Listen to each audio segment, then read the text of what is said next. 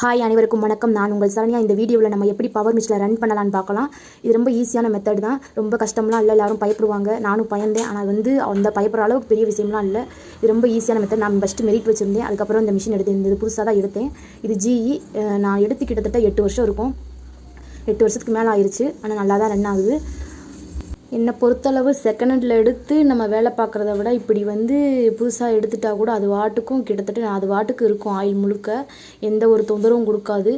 நம்மளுக்கு கைக்கு பழக்கம் ஆயிரும். நம்ம புதுசாக எடுத்தோம்னா இப்போ நம்ம செகண்ட் ஹேண்டில் எடுத்து அது நூல் கட் ஆகும், 1000 பிரச்சனை வரும். எனக்கும் வந்துருச்சு.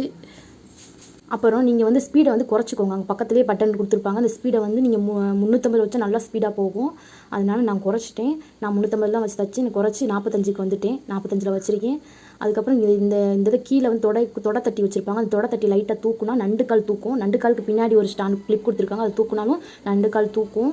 நீங்கள் 45ல் வச்சு சும்மா நார்மலாக நீங்கள் நல்லா லாங்காக ப்ரெஸ் பண்ணாலும் நீங்கள் அது லைட்டாக தான் மூவ் ஆகுமே தவிர நீங்கள் நார்மலாக ஒரு துணியை வச்சு நல்லா ப்ரெஸ் பண்ணி பாருங்களேன், மூவே ஆகாது.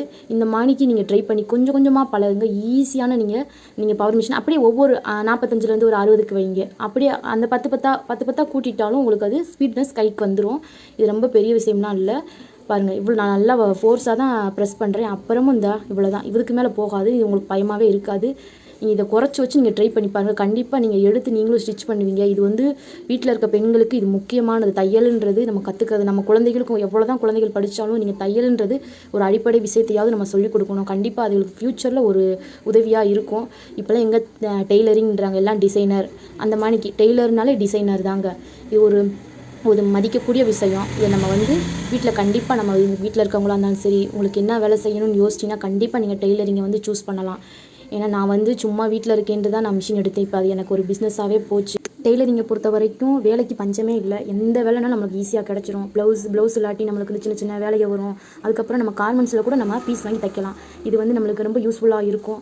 நம்மளுக்கு வேலை இருக்காது. நம்மளுக்கு மிஷின் வாங்கி போட்டு எந்த பிரயோஜனம் இல்லைன்னு நினைக்காதீங்க. நம்ம கொஞ்சம் முயற்சி பண்ணணும். முயற்சி பண்ணால் கண்டிப்பாக நம்மளுக்கு டெய்லரிங்கில் எப்பயுமே வேலை இருக்கும்.